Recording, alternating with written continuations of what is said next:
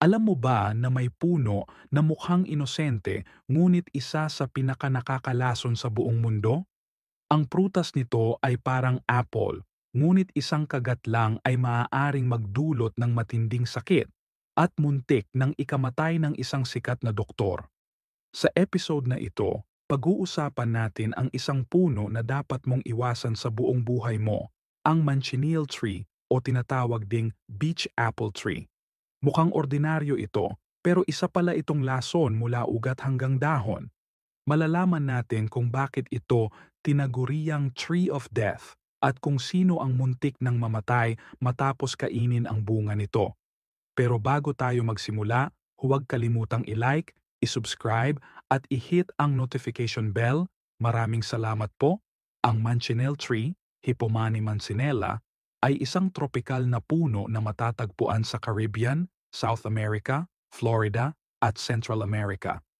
Kilala ito sa tawag na Arbol de la Muerte o Tree of Death dahil sa matinding lason na taglay nito.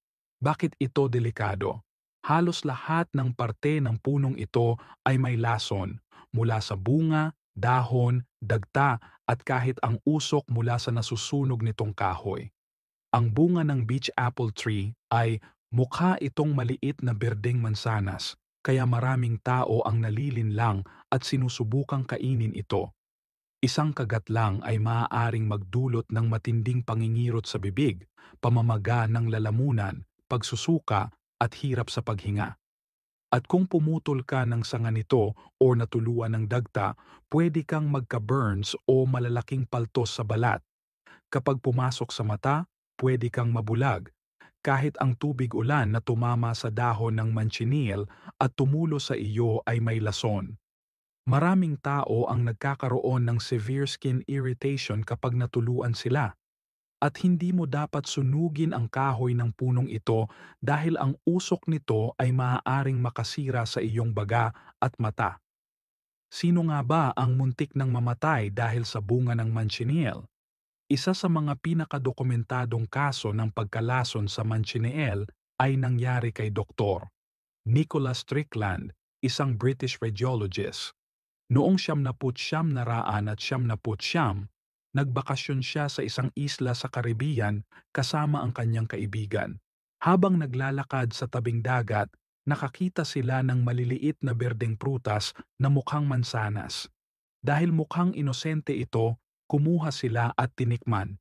Ilang minuto lang ang lumipas, nakaramdam sila ng matinding hapdi sa bibig, parang may nasusunog na pakiramdam sa lalamunan at hirap sa paglunok. Napagtanto nilang may laso ng kanilang kinain, kaya agad silang naghanap ng tulong. Buti na lang at mabilis silang nadala sa ospital. Kung hindi, baka mas malala ang nangyari sa kanila.